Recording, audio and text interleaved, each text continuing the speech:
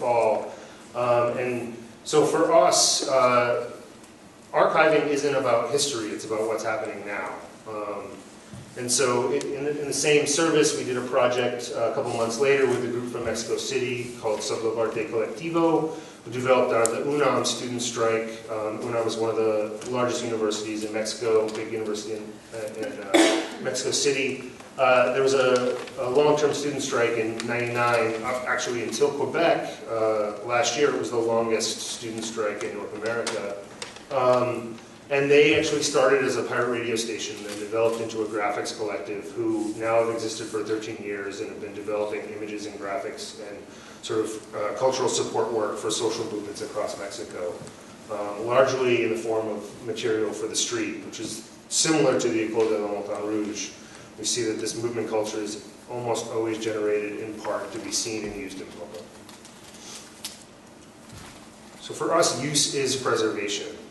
And this is a term that Rick Prelinger also uses, of the Prelinger Archive and archive.org. And I think in a lot of traditional archives, there's a tension between use versus preservation and where you fall in the balance. And for us, it's not either or. The only way that things can truly be preserved is if they're used. Otherwise, it's just a pile of stuff. And I don't want to spend most of my time in a small little built-out studio space above a stinky canal just to take care of a bunch of stuff. What makes it valuable and important is that it gets used and that people pull it out and they look at it and they take the ideas and then they implement them in the world that they live in now. And we're sort of always in the process of trying to figure out what this means and how use can drive what it is we do. We are increasingly doing a lot of educational programming. This is a group of students from a local mural program called Groundswell, who we've had a number of groups of these kids come and do image research in the archive. At this point, during the school year, we're approaching having 2 classes a week come in, from high school and undergrad for the most part, sometimes some grad classes. And we're sort of trying to figure out a way to institutionalize and more formalize some of the pedagogical work. Although we're entirely volunteer run and we're not quite sure how that's going to work, but we're trying to figure it out. We also strongly believe that our history belongs in the commons. And this comes out of a lot of experiences with institutional archives. These are Post-it notes that I found in a major museum in New York in their archives, in the flat files of posters. So you have a flat file full of posters from the American Indian movement labeled "not cool enough to catalog." In which, I think that this is something that happens in major institutions that either, one, their mission is often antagonistic to the movements of the material they collect, and then also there's just an issue of time and funding. And, Martin Scorsese's film posters are far more important in terms of the ability to get funding than movement materials, so this stuff falls to the bottom of the pile. And that's why, for us, it's important that there's a way in which movements themselves, and those of us that want to sort of be shepherds of the material from those movements, keeps it in the commons and accessible to the people that actually create the history. And then on the flip side, we have the complete opposite problem in a way, and this is basement garage archive of the Anomalia anarchist bookstore in Rome, where you have these amazing collections of material that are just basically rotting away because they're in spaces that have no access to resources and funding and labor to be able to archive them. And so, we're actively trying to figure out how you sort of drive a truck through the center of this problem and develop a space that's both responsible to the movements and the people that make the material, but also is able to sort of professionalize to the point that it's accessible and can be used actively. And part of this, we've got this little space, but we do our best to make sure that it's clean and easy to use and navigate. We're in early stages of thinking about digitization and things, but for the most part, for us, the physical nature of the space is really important. That often people come in looking for something for sort of object A, and then find object B, and it turns out that that's actually way more interesting to them than what they were looking for. And there's a kind of process that happens in the physical space that's very different than looking for things online. And we want to preserve that even as we move forward in terms of these sort of broader questions of digital accessibility. Archives should be accountable to those that use them. And this connects back to this question of institutions. And we're trying to figure this out as well. The reality is that most of the material culture that's produced in our society is accountable to those that own it. And those that own it, for the most part, are not us, and not the people that created it or the people that want to use it. This is the Art Institute of Chicago during the G8 protests. So, we have Lichtenstein, who at the time was, trying to iconoclastically attack the conventions of art, who's now being protected by one of the largest lines of riot cops I've seen in recent history in the United States. To that end, our almost entire funding structure is a membership and sustainer base, where we've built over the last year and a half over 100 people that pay a little bit of money every month to help us keep the doors open. And we're sort of in the process of expanding that. We also, we collect donations at events, and we try to get money from institutions when they bring classes in, and that's part of the sort of educational pedagogical work. But the rent is paid by the people that use the space. And we always want to keep it that way so that that's who we're accountable to. We're thinking about and sort of moving towards becoming a 501c3 type model, but at the core we want to maintain the membership as the rent-paying base, and then build programming out with other funding that we can potentially get.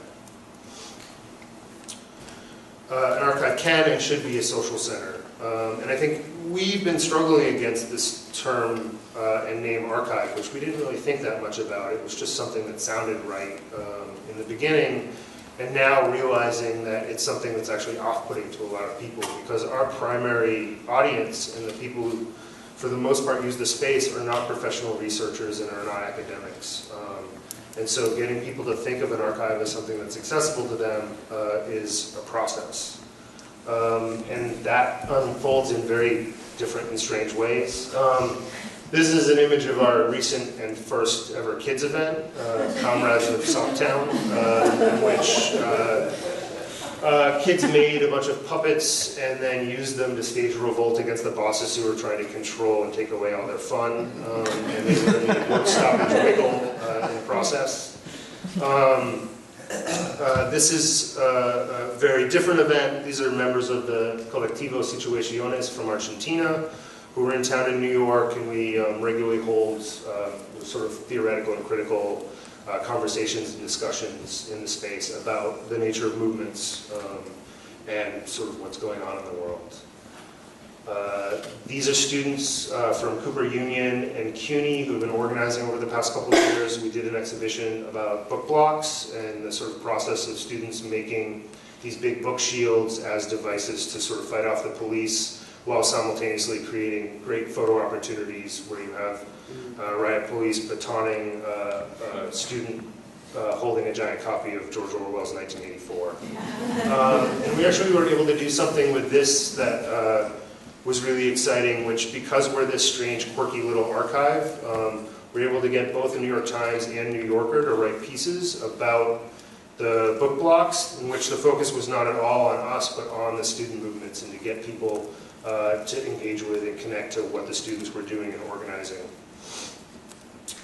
We do workshops and other projects. These are images from a design critique we did of Occupy posters. We're actually, when I get back next week, we're doing another design critique of prints about labor and what labor looks like that were produced by the Justice Artists Cooperative, which I'm also a part of. We regularly do screenings of films, at least once a month, but it's actually been more like 2 or 3 times a month. And our programming is actively outstripping our ability to sort of staff and run the space. We're open 3 days a week, Sundays, Tuesdays, and Wednesdays. Entirely volunteer. There's a core group of 5 people. And then we have a couple dozen other people that help out in different ways. Only one of us is a trained archivist, and she has a full-time job elsewhere. And so we sort of struggle along, and basically use desire to drive the work we do. So it's funny looking at and seeing people talking about interns and things, because we're all sort of simultaneously interns and volunteers in our space. There's no real distinction. People can be there and make a space for themselves based on the desire to be there. Because none of us that sort of taken on some of the organizing responsibility want to be anyone else's boss. That's not why we're there. It's sort of the last thing I want to do when I'm in this space. We did an exhibition recently about underground newspapers in the 60s and 70s, filled the space. Our first exhibition was about the intersections of punk and feminism, and a lot of material from the Riot Girl movement and other early feminist punk materials. We did a big project with a group called Todos Somos Japan about the intersections of the 60s, 70s, 80s anti-nuclear movements and the activism that's going on currently in Japan post-Fukushima, and trying to illustrate and show that what's happening in Japan, which is extremely intense and gets very little information here in the United States, is not separate from us, but actually deeply connected. And as part of that, we created a map of all the nuclear sites in the United States as a way to try to start an activist tool that can be part of a growing, hopefully growing anti-nuclear movement here. And right now we have an exhibition up about strikes and work stoppages. We culled a huge amount of material out of the collection around this, but we also have really been focusing on the programming and trying to make the show actually a sort of active social space and engagement, in which we are having a series called Strike Stories, in which people who have either currently on or recently been on strike are coming in and talking about their experiences. We've shown a number of films. One called Wildcat at Mead that was about a strike in 1972 in Atlanta, Georgia, at the Mead paper factory, and then we're in a couple weeks showing another film about a postal workers strike. And then the Comrades of Socktown was actually a strike event as well. And these are the things that we're sort of looking towards and focusing on. Figuring out ways to do cataloging and digitization that's not from a professional perspective, but is actually from below, like everything else at the archive, and is collectively done. We're sort of in the process of setting up scanning stations so that anyone that wants to have copies of things in the collection, they can scan them, and they both can email themselves a copy, but it also stays as part of our digitized collection, so that everyone that uses the space is actively participating in the digitization process. We just are about to sign a lease on a second space in the building we're in, so we're actually expanding. We have no idea how we're going to pay for it, but we're really sort of bursting at the seams. Right now, our event space for a static event with chairs can comfortably fit about 35 people, but we're regularly getting 45 people in a space. And so we're building out and moving into a space where we can hopefully fit 55 or 60, and so sort of incrementally moving forward. We're actively reaching out and trying to start building programming and engagement with other kinds of spaces and movements in the city. And also realizing there's lots of people that just aren't going to come to our space, and that we need to figure out ways to take the collection to them. So sort of working through that and trying to figure out what that looks like. And all of this in negotiating, like, use and preservation issues. Like, we don't, I used to say we privilege use over preservation, and it would confuse people, and they would always ask, well, do you want to see things destroyed? And the answer is, of course not, but they might as well be destroyed if no one sees them.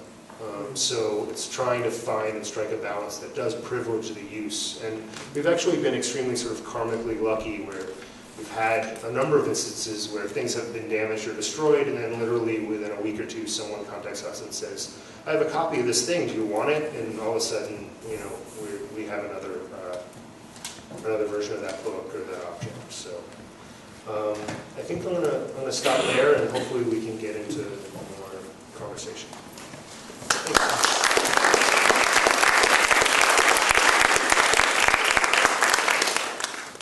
So I'm going to invite the speakers to come up to the table. And I just learned that we actually only have this space until 3:15, so we don't have quite as much time as we thought, but we'll have plenty of opportunities to extend the conversation. And I guess one thing that I was really struck by that I hadn't really expected is that I mean, I think it was implicit in my understanding of what all three organizations are doing, but I was really struck by in the actual talks is how important programming is to all three organizations, and because I think maybe partly I'm struck by it because Never the Same is doing a lot of programming this year because we have this Grace Center Fellowship, but it hasn't necessarily always been, nor is it necessarily always to be central to our mission, or at least, I mean, in terms of our conversations, I'm not sure that it's been sort of a central focus. And so I'm just kind of curious about that, about the symbiosis of archiving and programming for all three of you, maybe whether in very concrete or more abstract terms. Is that a question? Yes, it's a question. Well, I'm going to answer that because I didn't actually have much chance to talk on our programming. Can you hear me okay? I really got on board at the archives because I was supposed to provide leadership for the National Portrait Collection Committee, and a week after I got there, everybody had quit. Half a dozen volunteers had left. So they were all burnt out. Oh, well, Karen's here. Better take over. But I think that programming is absolutely critical for us as a way of reaching people who can't and won't come to us, who think that the archive is actually a place not for them because they think it belongs to scholars. We've done, in the last 6 months, we've had some of our volunteers speak at the Municipal Public Library. We've had an installation at another Municipal Public Library. We have kind of our traveling show that gets unfurled at various events. We have exhibitions that we're opening on a pretty regular basis. We have 2 archivally based exhibitions a year normally, and about 4 to 5 artists exhibitions where the artists will have applied to us to use our gallery space in relationship to our mandate. We're currently, although the exhibit Gay Premises is an archivally based exhibit, we have a tag team of artists who are working with us. I didn't understand what that meant at first, but what it means is that we start with one artist, and that artist does an artistic intervention into the space, and I said, I don't care what it is. Although I said, I would prefer you don't destroy something archival because everybody will get mad at me. But I don't care, we can open cases, we can put stuff in, whatever you want. So the first artist, Anthea Black, is actually, she's created some wallpaper using a motif from the early 70s architectural drawings. And she's hand-screened wallpaper. She's going to make a permanent installation on the wall in the premises so that we actually have this kind of marking of the space by the artist being there. And then she's also going to take the same wallpaper, and she's going to wallpaper outside the space into various areas around the city, and then we're going to be blogging and tweeting and everything that people do about this kind of constant conversation. So we're trying to take the conversation about why we care about the objects to people who will come at it from their different ways. And then because we've been doing the program, I have actually had people come to me who are in fact missing from the archive. So once one young woman approached me and she says, well, we're doing queer migrants, queer brown migrants missing in the archives exhibition. So, okay. And I thought, you know, it's taking all those elements, but it would never have occurred to actually come to us unless we were doing programming where she could actually say, oh, somebody might actually care whether there's any queer brown migrant experience material in the archive. So that's why.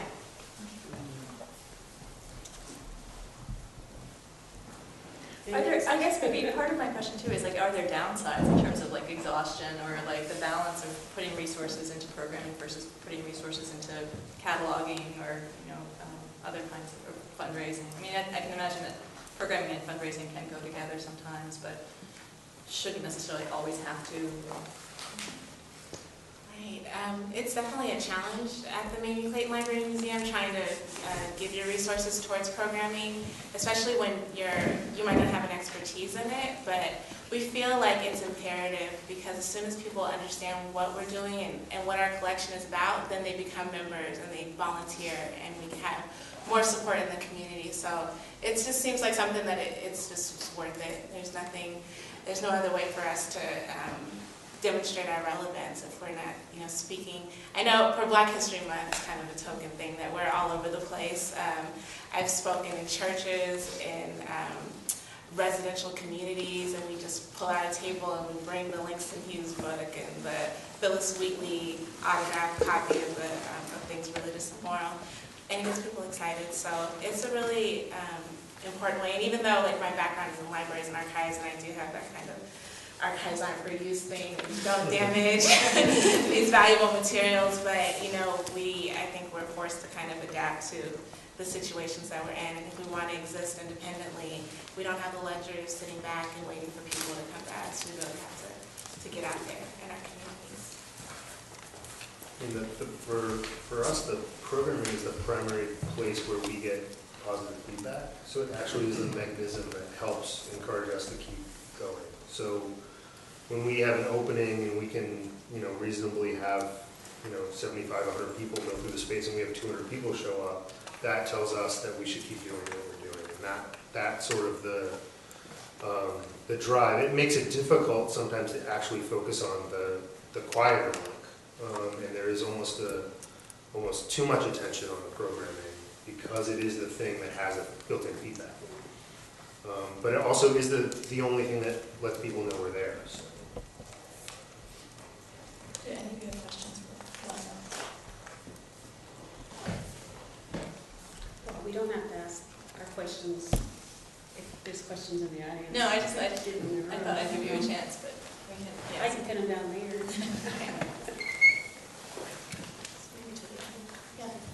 Yeah, I think almost all of you spoke at one point about things you don't take in your archives, and I wonder if maybe you could speak a little bit more, or maybe anecdotally, about the sorts of anxieties you have about what you're not accepting and what you're not taking into your archive, because for whatever criteria you've set up, because of space constraints or financial constraints or whatever else it is, that you just haven't been able to take in. I mean, for us, we've yet to sort of craft a formal, I guess what we call like an ascension policy or something, or like how things come into the collection, but we have sort of two driving concerns. One is we want to focus on primary source material, so actual material produced by people organizing in movements, as opposed to things. We have a lot of secondary source material because so much of the collection came from private collections, but rather than fill space with books about movements, we want to actually fill the space with stuff that you can't find in other places. But at the same time, because of the limitations for our sort of preservation, we almost exclusively focus on things created in multiple. Because we don't necessarily want to be the only place that has a copy.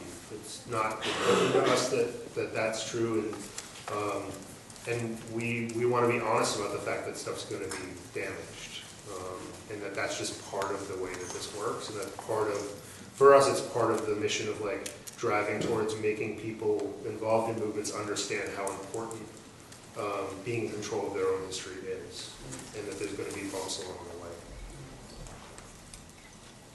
Yeah, and for us, it's sort of the opposite, because so much of the material that has been produced over time is so ephemeral and has been considered unvaluable, not having value. And so our problem is stopping the volunteers from accepting everything that comes in the door, and we just don't have space. And so, but there's, like I was saying, there's this real resistance to records management, because who should have the right to say how we manage that record? And I was sort of smiling at your sort of collective sense of space, which was, and relationships amongst the people who are doing the work, because that's the same thing that happened for about the first 10 years with the Canadian Gay Archives.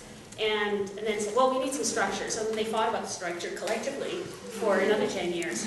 And still, 40 years later, there is very little consensus about what comes in and what doesn't come in. Anything we've already got doesn't come in. And then other than that, I'm sort of saying, well, don't accept artwork that we can't keep. Like, please, there's no point in having a poster stuck to a big piece of acrylic. I'd rather have a poster. And so we can handle that. But it's about the only thing we're not accepting. And it's creating a crisis. And we really have no means of dealing with the crisis. I think it's the nature of the movement. I think it's a collective that who's going to say what you can't have? And that's why we have a problem with institutionalization, is because no matter where you go, there will be somebody who tells you what you can't have. And there will be somebody who says, no, this has to be managed in a certain way. And so 40 years later, we're still having the same problem. Yeah, I would say ours is similar, Karen, in trying to figure out what, that we're collecting quite a bit of things. We're actually excited about what we are collecting because we're finding that a lot of people are, they're not aware of how valuable their things are. I mean, things are stuck in their attics and their basements. And there's one lady, I don't know if you guys have heard of Buddy Collette, but he was a famous jazz musician in LA. And when he died, he had a storage container, and his daughter's trying to decide what to do with it. And she came into our museum, and she's like, well, UCLA wants it, and here's the deed of gift. And we're like, whoa, wait a minute. Don't just sign over your things without, going through it first, deciding what you want, understanding completely what happens to your materials, if it's going to be in the, at or basement somewhere at UCLA that no one sees. Is that what your dad would have wanted? And so we really see ourselves as kind of an intermediary between donors and larger institutions. And, we're hoping she'll bring it to us. But even if she doesn't, we want her to feel empowered with the materials in her collection. So I think that's a great role of community archivists, because a lot of bigger institutions, they really steamroll over the donors. So we're happy to have that role. Actually, that raises a point for us in that a lot of people are still afraid of being out or outed or outing someone else by accident. And so for us, there is this kind of corollary thing, or being part of the international socialist movement or whatever. I mean, because we have a lot of people who are, say, holding the placards at the International Socialist meeting, but they're also in a gay march. And so there's this big thing about how visible can it be. So I started interested in the idea of putting stuff on Google Drive, because there's a lot of people who are resisting putting all the material on because of the outing idea. And you would think, at this point in our politics that would be bearable, but for some people it's not. We have, for example, I have a close friend who was the first woman superintendent of police in Toronto, and she just happens to be lesbian as well. And I said, well, I want your stuff. Don't throw your stuff away, But she's worried about who she would expose through the relationships that would be exposed with that material. And so we do have some policy in place. That would be some of the policy would be to say that we will protect your material and no one will have access to it, but not forever. You have to give us a date, a release date. So it is one tiny little thing that we do, which says we'll actually protect it, which is maybe the opposite of your question, but that we will keep it 10 years. How long do you think it's going to take before your photographs aren't going to offend anybody? And so we work out on a personal basis with our volunteers around, our donors, kind of like, how do we negotiate what you see as the problem? Josh, do you accept anything, does Interference Archive accept anything with any kind of strings attached or any sort of stipulation? We try to be really honest with people that there's stuff is not going to be in a cold storage unit that is going to be protected forever, and that it's going to get used and it's going to get damaged if people are going to pull it out. And overwhelming response has been good. That's why we wanted to go here. I do think that the issues that Karen just brought up are really interesting, because we've entered a time period in which the people who made a lot of this stuff couldn't have imagined the level of accessibility that's available through digital means. And so, we have some of these concerns, like even with zines, zines by young queer sort of punk kids that when they made 20 copies and gave to their friends, and it wasn't really imaginable that that could end up as a PDF online, and that thousands and thousands and thousands of people could be reading it. And there's outing questions. There's all these questions that we haven't quite figured out what to do with yet. I mean, for us, it's a little down the line because we don't have a searchable catalog or a public sort of digital archive yet. So, but those are issues we're going to have to deal with. And I think I'm much more sensitive to those than I am to general copyright issues. That I think we, I don't know, as a group, we generally don't care that much about, especially if we think something is legitimately deemed movement culture and was created to serve a larger purpose than an individual creator's sort of ego or personal social reproduction.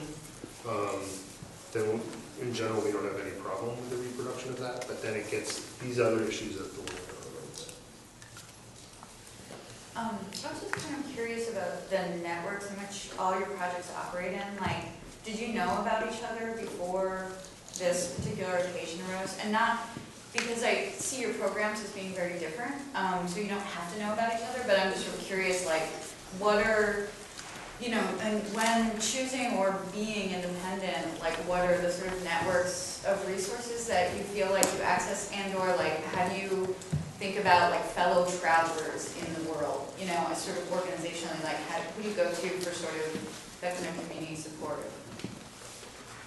Well, in Los Angeles, there's a group called LA as Subject, and that is kind of like Chicago area archivists right here. And so they're a great resource when we're talking about what we're doing and sharing advice about small archives. And I think the onus is really on the practitioners as far as like getting involved in national organizations and networking across the country, because I think it's the you know, the connections that we make that really make the archive stronger, because you know where to send people if they're looking for related information, and you get advice on how to move forward. So,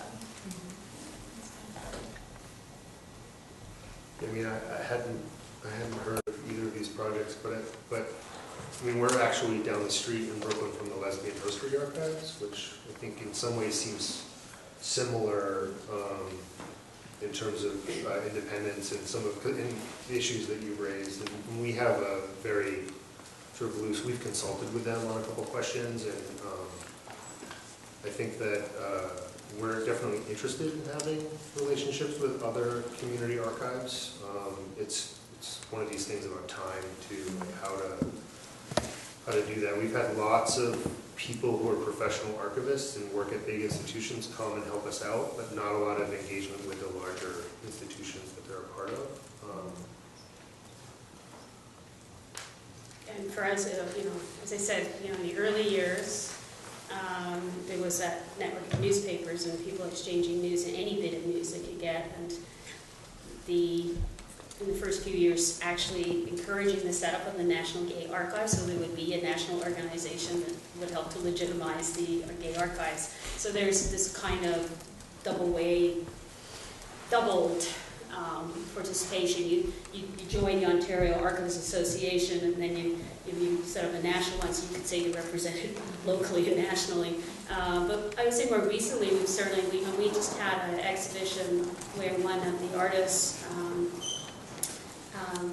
Anya Hogan-Finley, was actually working with one archives and then came up and did an intervention to our archives. So there are some conversations there. We have a conversation with Stonewall Archives in Florida about having some of their exhibition material in our space, and then pulling up similar challenges that we're facing in archive around the same time. So there are conversations that way, and then there are conversations within the archival community in Ontario. So yeah, I would say there are networks. I don't even know yours, but I can learn from listening to these stories, because like the Google Drive thing brings up for me, well, that sounds great, because I've noticed that our storage is getting full because we started scanning and digitizing stuff, but then on the other hand we end up with no space. But so I mean, the more that we actually have the opportunity to listen like this to community-based, grassroots I think is the word you used, but the idea that we've made decisions about our relationship to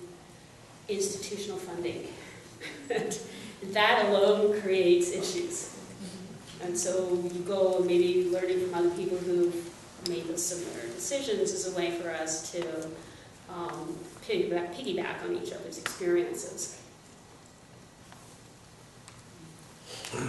So you talked about the value of your archives, and I was just wondering, because you're probably all nonprofits, do you give tax deduction to the people that are giving it to? That's one question. And then the other question, do you actually estimate the value of your archive? I'm not sure exactly about the tax write-off part, but for insurance purposes, we have increased our We have not-for-profit status in Ontario and can give receipts for donations. In part, that was a way to pry stuff from people who wanted to give it somewhere else where they could get a donation.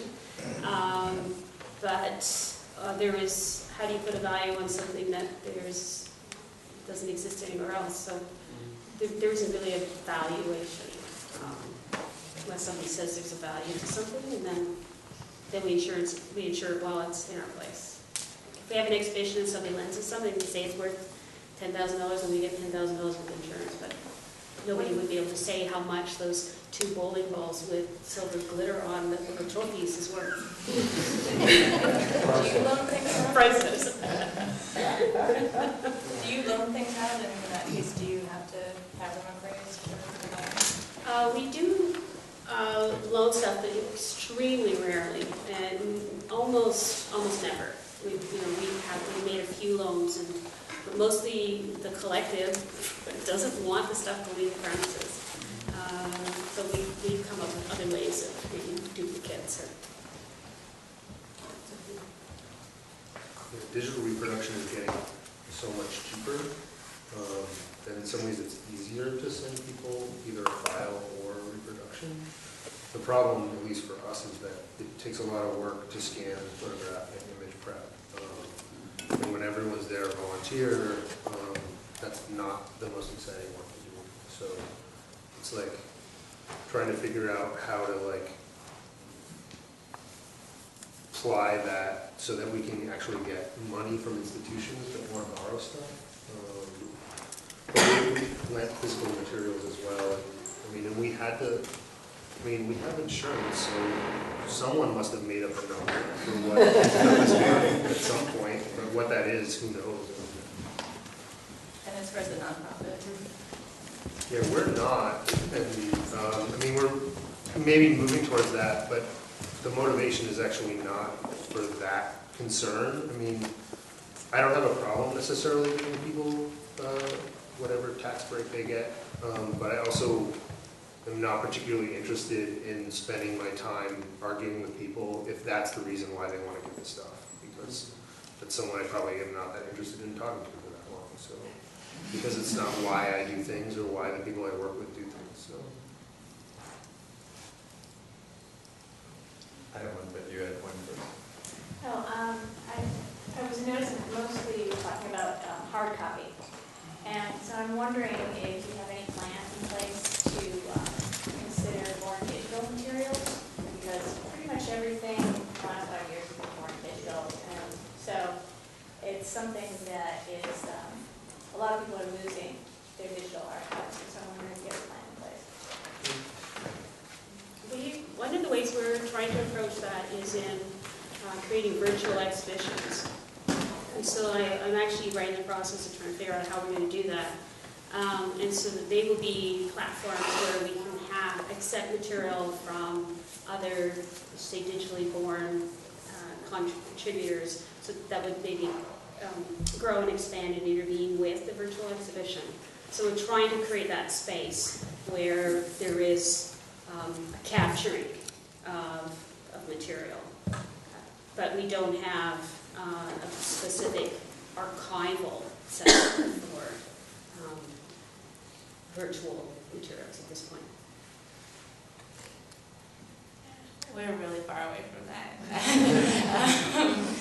One thing that we're doing that's kind of progressive is we're initiating this West Coast Hip Hop project where we're talking with local DJs and breakdancers and everything that composes hip-hop culture from the late 70s and 80s, and we have an artist in residence who's working on it, and it's interesting because that stuff is at a nice point and it can be archived at this point, but that's not digital material. So I feel like we would really have to get a better infrastructure for our paper materials before we started attacking what's happening with more digital materials. With this strike show, we actually made hard copies of some more digital stuff because part of the exhibition is labor memes that have been going around the internet. So there's like pictures of Buffy the Vampire Slayer and cats saying things about work. I mean, on the one hand, this is a huge problem because the internet is a terrible archive and things are disappearing all the time. On the other hand, I think politically, for the most part, we all pretty firmly believe that real, like, sort of meaningful transformation happens in the material world and aren't necessarily that invested in privileging the digital. So the focus is still on sort of material culture.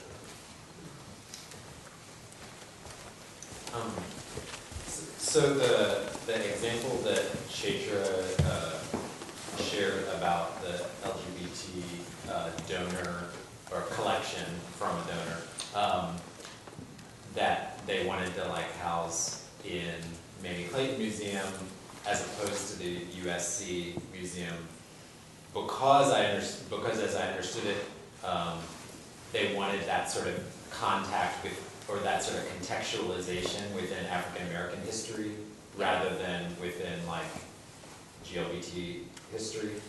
Right. Not rather, but you know, they had to make a choice, right?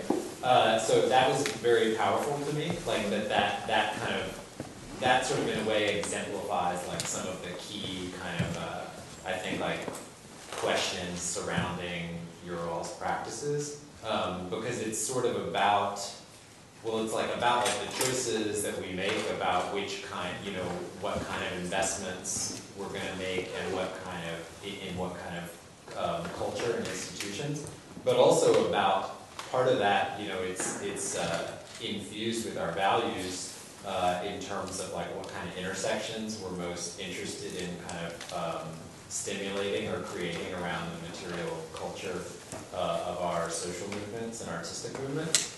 And so I think Josh kind of, I mean, you all mentioned things kind of like that, but Josh said something about like somebody comes in for item A and they really find item B to be way better. But I guess I'm just curious, like, if you all have more to say about that kind of, those kind of motivations around like intersectional kinds of encounters with material, or just like anecdotes like that, because I find it very powerful as a sort of illustration of what this work like sort of does. Well, again, when we're working on this exhibition right now called Gay Premises, we're literally looking through some of those map cabinets, because what happened was that at different times we had different volunteers cataloging, and some of the stuff we can't find. We did a lot of times. And so I just opened the drawer and put a bunch of stuff out. And as I was carrying the stuff to the library, which wasn't quite wide enough for me to carry the stuff through, I had stuff started spilling out. Anyway, so I got most of it on the table, and I went back and picked the stuff I spilled, and when I picked it up, I thought, oh my God. And it was like, I didn't know I was going to find that poster in there that was hand silkscreened. But when I found it, it was so powerful for me as a representative of what I was trying to find, that it stayed out on the table as opposed to some of the other material. And so to me, I think it's extremely important and even as an academic in my, you know, when I'm wearing the historian cap and teaching students, is that I say, I want you to go to the library. I want you to pick a book off the shelf. I want you to look around the shelf. I have one assignment where they just have to tell me the book that's above, below, and next to the book they're supposed to find. And then tell me a story about that relationship. Because to me, that's what we're really trying to do, is the materiality of that experience is where they insert themselves between objects. And that is it's a very compelling reason for somebody to actually care about these objects. So it might be that the guy who was interviewing Dr. Clayton when he's lived in the book, you could tell like he had no idea. Or when he was like, oh cool. And for her it was random. Yeah, right? It was her, she was just picking the stuff off the top of the pile, but you could tell from the voice behind the camera what was sparking that interest. And I think that that's the part that we get excited about, and that matters.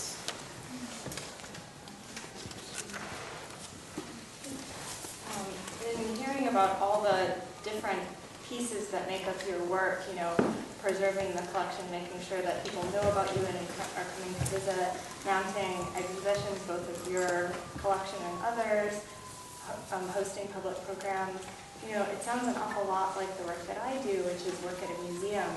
And I was just thinking about how, in many ways, I think the work that you do resembles the work of a small museum more than it does a large archive. And, you know, in my world, that's sort of a significant recognition because there are a lot of small museums that are really struggling to survive and that need to look to people like you for new models for how to do things. You know, I'm thinking especially of a lot of small ethnic museums who at one point existed because of the community surrounding them, but in many cases now, at least in Chicago, those communities, those ethnic communities have moved on and the narrative hasn't changed. And anyway, I'm just wondering what you think about the kind of boundaries and language around museums and archives and libraries, and if you could say more about how fluid you think those are. I think that those lines are very fluid. I know our executive director actually comes from a museum in Houston, and it's been his emphasis that we need to function like a museum. People aren't really funding archives as just for themselves, and so you really have to think about different ways that you can, you know, place yourself in that narrative. So we try to focus a lot on education and living history, so that it's not just a place where people can come to do research to write books. It's a place where kids can come, where families can come, and we really try to rotate our exhibits so people can come more than once a year and see what we're doing. So I think it's kind of really, really important that we kind of diminish those lines between libraries, archives, and museums. And the way that we collect things is similar. I think we all have the same goals in mind. So for me, even though I am an archivist, I don't have a problem working in this institution as a museum and operating with museum ideas at the forefront. But it sort of sounds like you can kind of smuggle the archive into the museum. Like there's this sort of institutional identity that's like a museum, but then like you operate as an archive, and that's because a museum is more comprehensible to more people. Exactly. I mean, it's everything in the audio Sol exhibit is straight out of the collection. It's our posters, it's our albums, it's our correspondence. So I would love for people to understand that archives don't have to be locked away, that they are integral to all of the exhibitions and displays that happen at libraries and museums.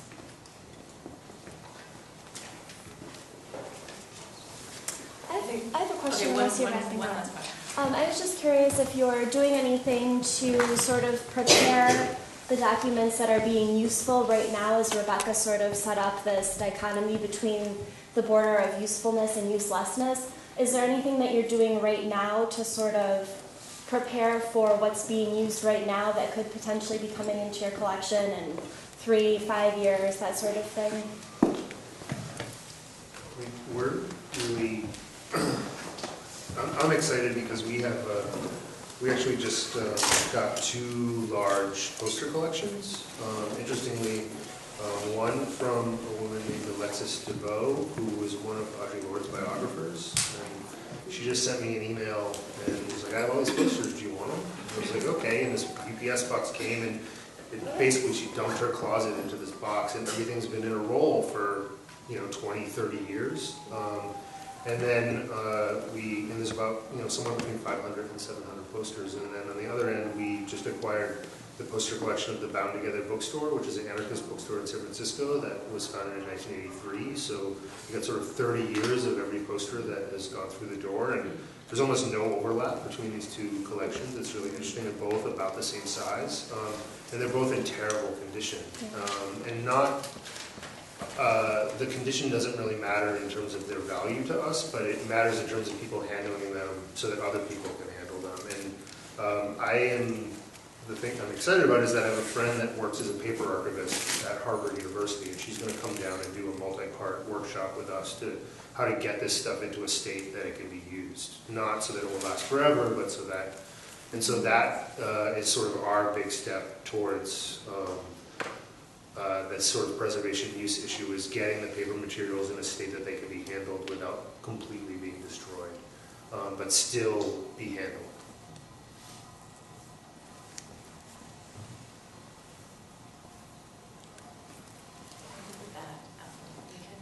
Break for 15 minutes, and so the next event is the Unfurling, which is happening on the stage of a performance